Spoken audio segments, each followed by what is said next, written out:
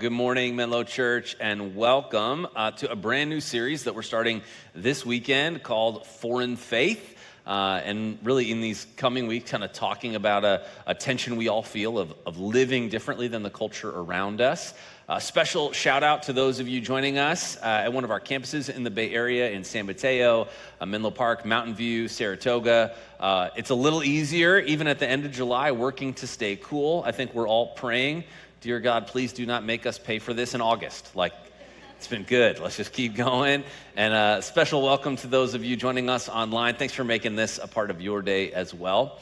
Now, before we get started, as I think about kind of this time of the year, if you'll indulge me for just a minute, can I offer you a little bit of pastoral advice as we get ready to turn the page to August? I know I just asked you a question you can't really say no to. But if your schedule is anything like mine, as you turn the page into August and then certainly into September, it can all of a sudden be a reality that our calendars just get fully loaded really quick. And there are some lessons that I think I'm quick to forget, lessons maybe that you've never heard before, or it's been a little while since you've incorporated. And I just want to give you a chance before August hits to think about these. First, busy does not equal important, it equals unintentional. If time around the dinner table is important to you with your family or friends, or just honestly having some margin in your calendar this fall, I'm telling you, if you don't build that stuff in now and work behind that, like work around it, it will get squeezed out. Lesson number 2, you can say yes to the best or say yes to the rest, but you can't say yes to both. And I think this is one of those lessons that this isn't like a Christian thing. This isn't even a faith thing. This is like a thing. And so everybody, I think we know we live in a culture that says you can have anything and do everything. And we know intuitively that's not true.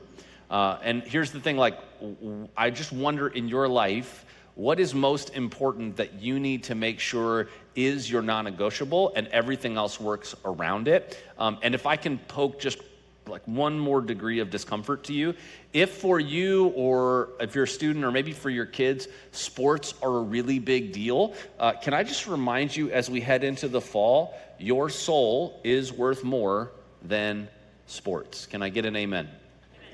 Okay, I know that's making you uncomfortable.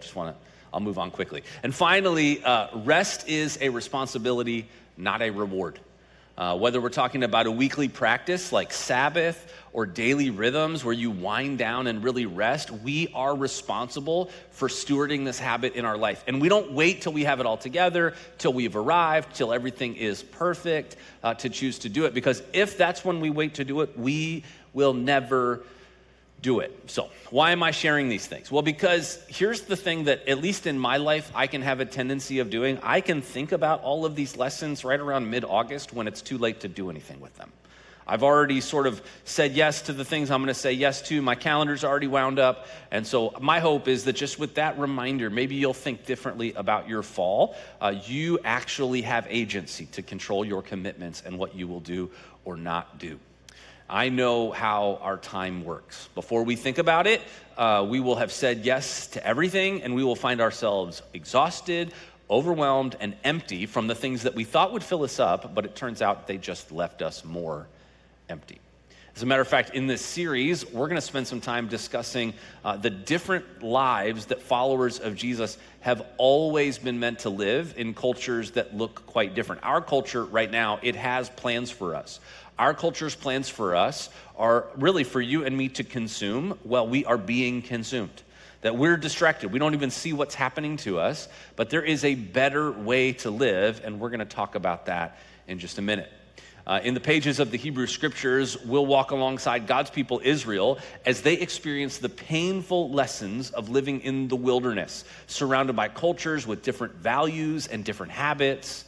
We aren't the first ones to face the tensions we feel, and that's really good news because we can see how God showed up and was faithful before. Before we dive in any further, though, I'm going to pray for us. And if you've never been here before or never heard me speak, before I speak, I pray kneeling out of a deep gratitude for the love that God has extended to each and every one of us and the way that he walks with us even in the darkest times. Would you pray with me?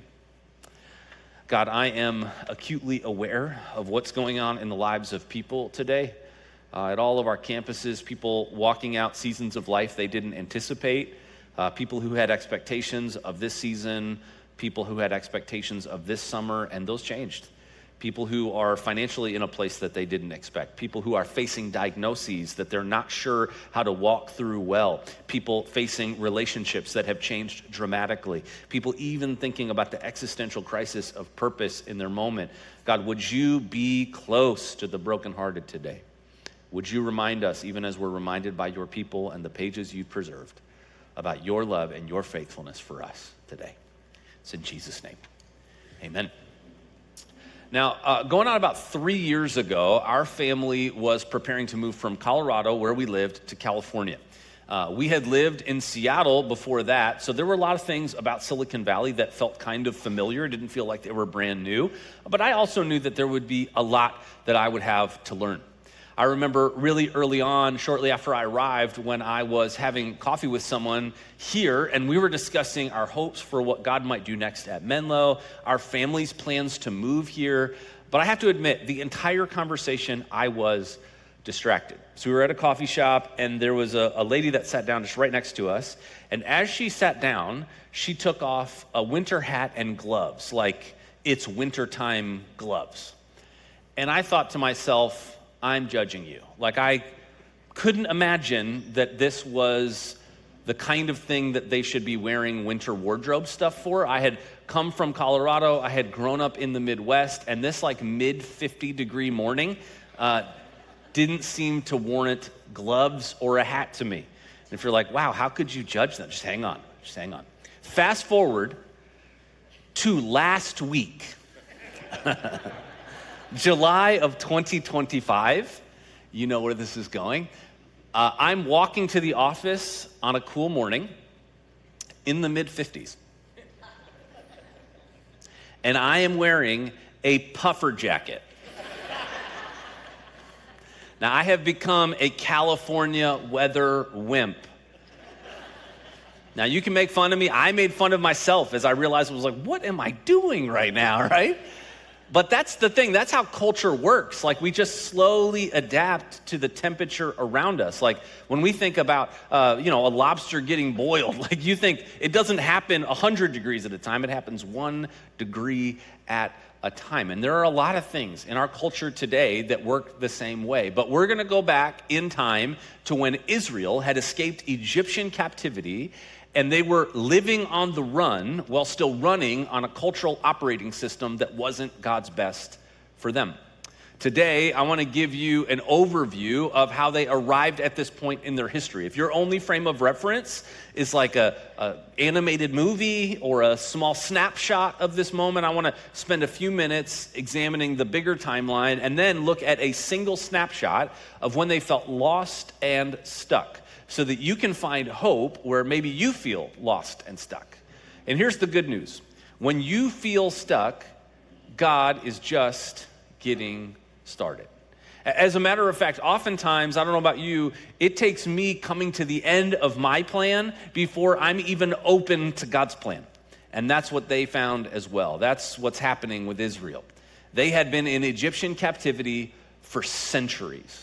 By the time that they get to the Red Sea moment that we all can kind of think of, in whatever version of this story you know, Israel had been in Egypt for more than 400 years. Now, not all of that was in slavery, but for generations, they had lived under Pharaoh's thumb.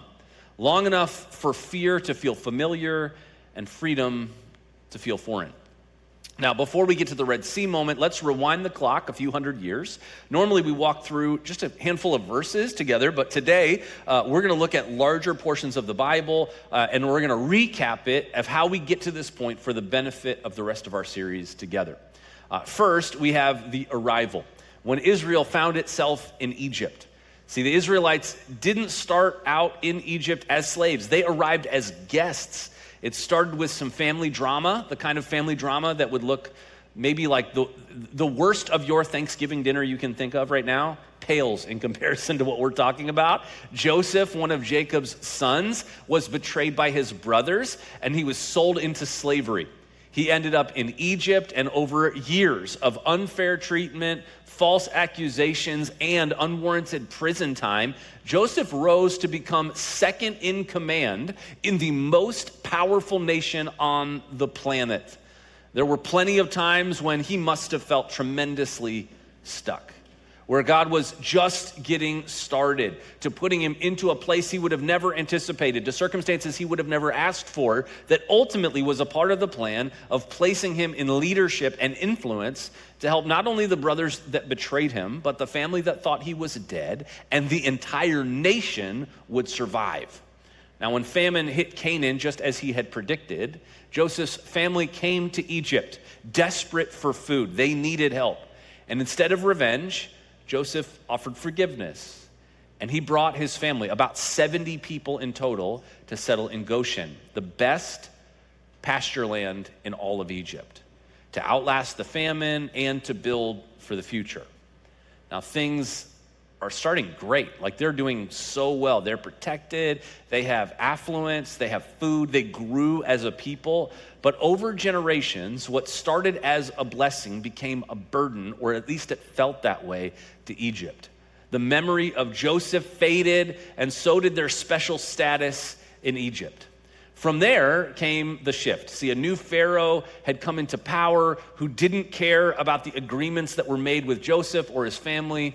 And all he saw was a growing population of foreigners, and fear took over. I think that one of those principles we often forget is that fear has a way of reshaping people around us into problems for us. We forget that people around us, even if they look different than us, even if they have different values than us, that they're created in the image of God. And for Pharaoh, he never had that worldview, so he certainly didn't bring it to Israel. He decided to enslave the Israelites. He put them into brutal forced labor, making bricks in the scorching sun, and building cities that God's people would never get to live in. But even under oppression, Israel multiplied. The more Pharaoh tried to crush them, the more God blessed them and multiplied them. So Pharaoh made things even worse. He commanded the Hebrew midwives to kill every baby boy at birth. When that didn't work, he ordered all male infants to be thrown into the Nile. Generations of Israelites grew up under the collective trauma of seeing their baby brothers taken and drowned. Now, this wasn't just physical slavery. It was generational despair. After centuries in Egypt, slavery wasn't just their situation anymore. It had become their identity. They didn't have a memory of what it was like before it. Freedom didn't even feel like an option anymore. Star Trek didn't invent the idea that resistance is futile. Egypt did.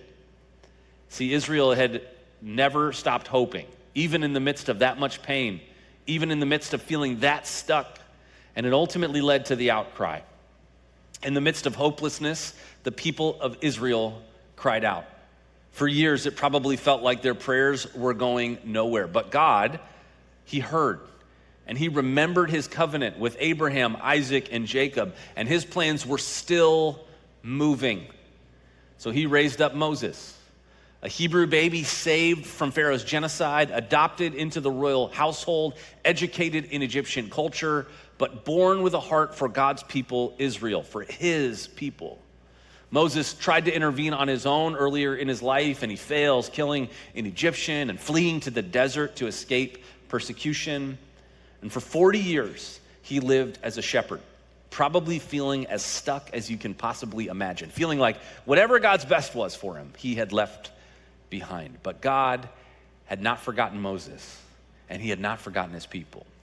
Out in the wilderness, God appears to Moses in a burning bush and calls him back to Egypt with a mission to lead his people out of slavery. At the moment when Israel must have felt completely abandoned, totally stuck, with generations steeped in this intractable and inescapable captivity, God was always working. When they had given up, God would show up with the deliverance that they had been waiting for. So Moses, he returns to Egypt with a stutter and a brother named Aaron, and he demands that Pharaoh release the Israelites. Pharaoh refuses. And what follows is a cosmic showdown between the God of Israel and the gods of Egypt. The plagues were not random. If you're familiar with this point, those things that happened, they were not just random things that God brought about. They targeted the Egyptian so-called gods with each one. The Nile turned to blood, frogs overran the land, gnats and flies swarmed, livestock died, boils broke out, hail destroyed crops, darkness blotted out the sun, and finally, the firstborn sons of Egypt died in a single night. And with each degree of severity getting worse, finally, God breaks through to Pharaoh, and he lets Israel go. After 430 years in Egypt, God's people walked out of slavery, carrying Egypt's gold, silver, and wealth with them. And it wasn't because they fought their way out. They didn't. It was because God carried them out. It wasn't because their plan worked. It didn't. It's because God never stopped working, and he still hasn't stopped. So all of this is the background to get us to the moment at the Red Sea. When Israel thought they had found freedom, Pharaoh had found them. And this moment, it wasn't just about Israel either. God had used these hundreds of years to prepare Israel to survive and thrive for the Messiah to come. Centuries later, Jesus would step into the story as the greater Moses, not to just lead one nation out of physical slavery, but to lead every person out of spiritual slavery to sin and death. The author of the book of Hebrews in the New Testament puts it this way. Now Moses was faithful in all God's house as a servant to testify to the things that were to be spoken later. But Christ is faithful over God's house as a son, and we are his house, if indeed we hold fast our confidence and our boasting in our hope. See, the Exodus was a preview, but the cross was the ultimate deliverance that God was always preparing for you. What Israel couldn't accomplish on their own, even if they tried in their own strength, and they did, God accomplished for them at the Red Sea. And what he could never accomplish in the Red Sea, he accomplishes through Jesus on Calvary, just like we talked about last week. This brings us to the dead end moment. See, dead ends are something that we don't really have a ton of context for anymore, right? If you think about it, most of our modern tools that we use to get places, they not only give us good directions to get there, if there is a different direction, it will help us with that as well. A generation ago, we might have had to stop and ask for directions or need to get a new map when we entered a new area. But now, even when we don't realize it, usually our plans are being redirected. Sometimes we assume that a route we're familiar with that's taking us a different way is because there's an accident or traffic or construction we don't know about. So when we do get into a dead-end situation, it feels even more stressful. A few months ago, I was at a pastoral retreat in the Redwoods, and it's beautiful. I'd never driven up there before. And what I didn't realize on my way up is that even though I had lost cell signal, my phone had loaded the directions beforehand, and so I got where I was going successfully. But what I didn't think about till I was leaving is that when I was leaving early in the morning, before the sun got up, that without cell signal, my phone could not preload those same instructions back.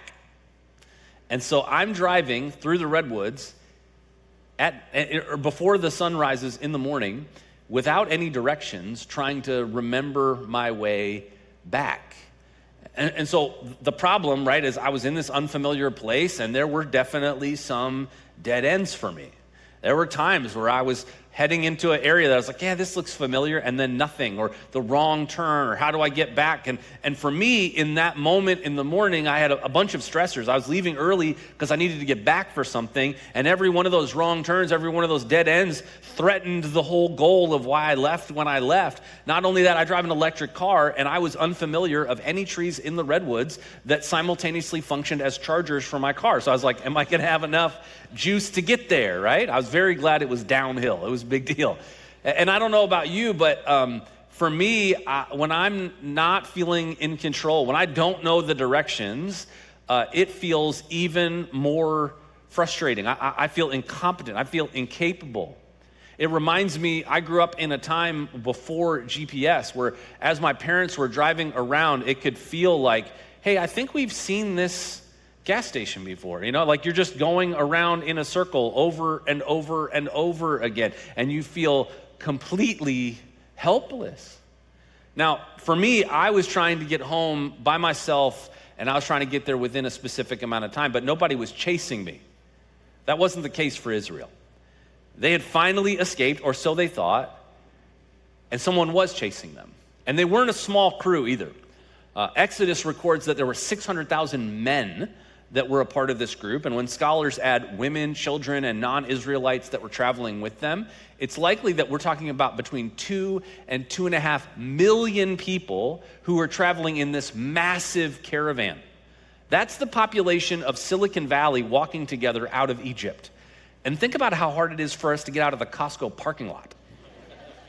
I had my mom is a Jewish lady, and like short little Jewish lady, and I just think about like, what would 1 million of her been like trying to escape Egypt, right?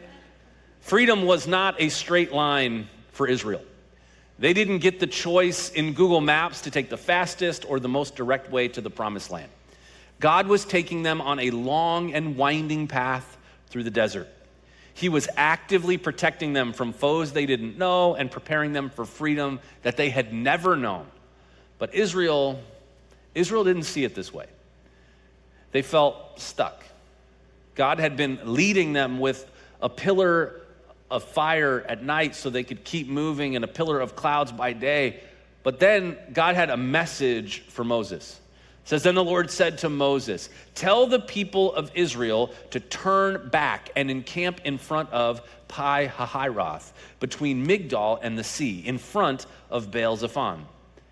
You shall encamp facing it by the sea, for Pharaoh will say of the people of Israel, they are wandering in the land. The wilderness has shut them in. And I will harden Pharaoh's heart, and he will pursue them. And I will get glory over Pharaoh and all his host. And the Egyptians shall know that I am the Lord. And they did so. So let me paint this picture for you. They're trying to escape the land, and they are moving in this circuitous path that they just think they're lost. I mean, really, I can remember this as a kid in that drive where we're on a road trip. We're listening to a book on tape.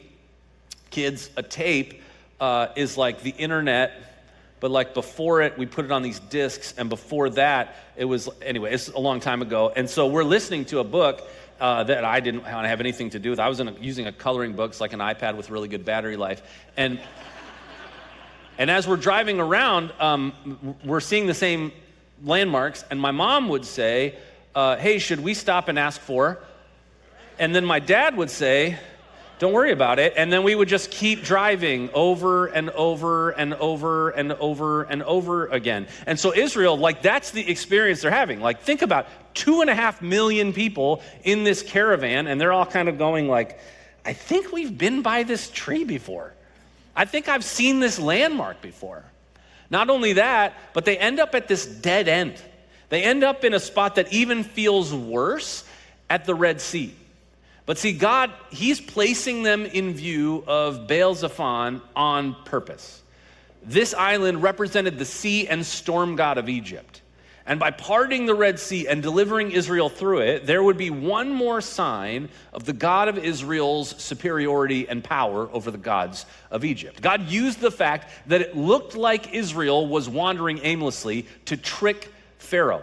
He looks at it and goes, wait a second, let's go get them, and it's a trap. They were racing behind Israel, and Israel had no idea that all of this was a part of the plan. At the moment that they felt they were the most stuck, God had set them up.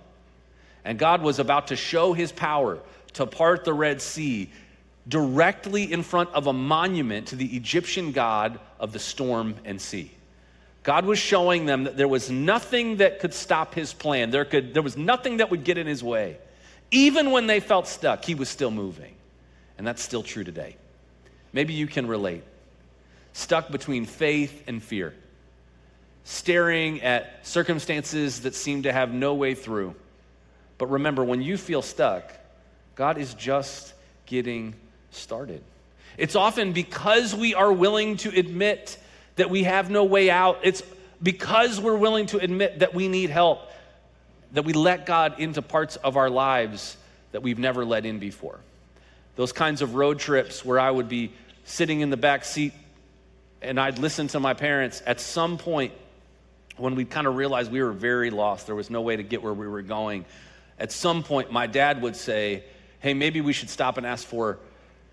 And here's the thing, this was the greatest act of self-control I've ever seen in my life. My mom would say, no sarcasm, that's a great idea. As though no one had ever suggested it 5 times before, right? Do you know why God sent Israel on such an indirect path?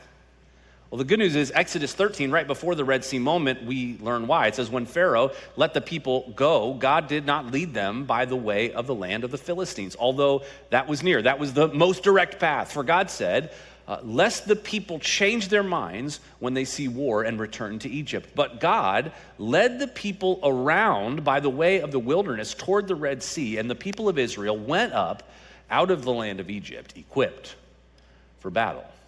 Maybe this seems cruel or manipulative, but remember how we got here. Hundreds of years where Israel was getting brutalized and they had no way out, where slavery had become their identity. It was not just something they did. At this critical moment, here's the thing, God knew they'd trade freedom for familiarity. Sound familiar? Can you think of some area in your life where you're at a Red Sea moment that God has allowed you to reach, where you don't have control because there is no turning back and you have to press forward, you have to ask for help, you can't keep going on your own? God's strategy to deliver Israel from Egyptian captivity was to target the cultural gods they valued and to demonstrate his power over them. If God were to do that in your life, what gods would he target? And how might he send plagues to deliver you from them? Even if they were painful, they might be necessary. We like to think we're so far removed from Egypt. We're so much smarter, so much freer, so much better. But are we? I mean, Egypt had its gods of power, pleasure, and security. But what about us? We might have more nuanced terms for them, more modern examples. But are we really that different? Our culture may not bow to stone statues, but we bow to schedules, to screens, to sports, to success. Pharaoh may not crack the whip, but the gods of busyness, upgrade culture, and image fixation, they keep us running just as hard and just as exhausted. And if you were looking at your life from the outside, if someone was really examining it, who would they say is in charge? Let's look at those gods for just a minute in our own context. First, I think there is the god of busyness in our moment. We don't call it slavery, we call it hustle. We think it makes us important, but how many of us are really just run by our calendars, perpetually exhausted, thinking that somehow it's going to take care of itself on its own? How many of us, we lie to ourselves by saying, this is just a season that I'm in. Once I get past this quarter, once I get into the next semester, once fall starts, once next year hits, once we're past this earnings report, once I graduate, no, I'm telling you, what you don't realize is that the goalposts just keep moving. Second is the God of upgrades. God knew that Israel would remember the parts of their captivity, the comfort and the routine of their captivity, but they would forget the pain and the chains that came along with it. That's what nostalgia does. See, we often think that a lifestyle bump will make us happy when it really just comes with more chains that are heavier. You stay in a job or you stay in an industry that you don't even like anymore, but you've gotten used to the lifestyle that line of work affords you. You find yourself perpetually in debt because you're spending money for the next season that you're not in yet, and every season you're in is paying off the last season you weren't ready for, but with interest, relationally and financially. And third is the God of image. See, Egypt, they worship things they could see, monuments, idols, even Pharaoh himself. We worship an image too, our own. Maybe it's through what Instagram tells us or the new trend on TikTok. But our curated lives are suffocating our real needs. We can't even see them because of how we don't even know who we are because we're so consumed with how other people see us. But here's the good news. God doesn't just point out the idols, he's provided the deliverer. Moses could lead Israel out of Egypt, but only Jesus can lead Egypt out of you and me. The gods that we can so easily be misdirected to. He didn't just part the Red Sea so that Israel could walk across on dry land. He tore the curtain in the temple to give you and me permanent and perfect access to God forever. He didn't just crush Pharaoh's army. He crushed sin and death at the cross. And now he calls us to live differently, not consumed by culture, but set apart with a faith that can feel foreign. If you have been wondering, how can I faithfully follow the vision of Jesus in the New Testament of my Bible and check every cultural box in Silicon Valley? Let me tell you, you can't. And one provides life, and one will cost you. So let me leave you with 3 questions that I hope you'll take into this week with you. Maybe it's with your life group this week, because we don't do faith by ourselves, we do it in community. Maybe it's over lunch in just a few minutes with friends or family. Maybe it's even for you personally as you journal this week. I just want to leave you with 3 questions for the week ahead. Number 1, where are you trading freedom for familiarity? There may be areas in your life that you know are not good for you, but they have become routine. They have become habitual. They're the things you can't break free of. You don't call them slavery, but you can't quit them. What are those things? Number 2, what cultural gods might God be trying to dethrone in your life? We just talked about a few, but you probably have a list, if you were honest, about some more that you have. And here's what we usually do. We take some good things in our life and we just ask God to share the top shelf of our life with those things. So we go, God, I know right now I'm not as consistent with you throughout the week or consistent in pursuing you as I want to be, but I just need to get past this next review season. I just need to get past quarterly earnings. I just need to get past exam season. I just need to get into this school. This relationship just needs to get stabilized. Can you share some of this shelf space with them, with this or with that? And here's the thing, no, God can't. And so whenever we do that, whenever we put something else on the top shelf of our life with God, we just push God off of it. And that thing cannot sustain you. It cannot hold the weight of your life. And so if that's a person or a priority in your life, you're actually going to crush it under the weight of who you really are. And then number 3, where do you feel stuck that you need to surrender? Where in your life right now, if you're honest, you are at a Red Sea moment, and you came in today going, I don't know how to problem solve my way. I can't spend my way out of this. I can't time my way out of this. I can't talk my way out of this. God, I'm at a point where this thing isn't going to change unless you change it. And God's saying, great. See, when my dad said, maybe we should stop for directions, the directions had been there the whole time.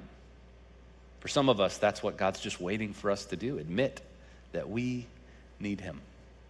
And so for the rest of this series, we're going to look at moments, snapshots in the life of Israel as they wander on their way to the promised land and the lessons that they have for us even today to do that very thing. Would you pray with me? God, thank you so much. Thank you for the gift that you give us, that even when we are, whether we want to admit it or not, we're chasing things, chasing priorities that are not honoring to you, or we've made good things in our life ultimate, and we wouldn't call them gods, but they're taking a bigger priority than you, the true, real God. Would you give us your grace to see it?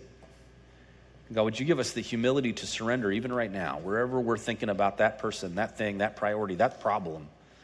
God, would we just humbly come before you. Say, God, what is it you need me to learn? What is it you're trying to do in this moment? Even if it doesn't work out the way I want, help me walk faithfully with you in the middle of it. Thank you for the example of your people. Thank you for the promise that you will never leave us. In Jesus' name, amen.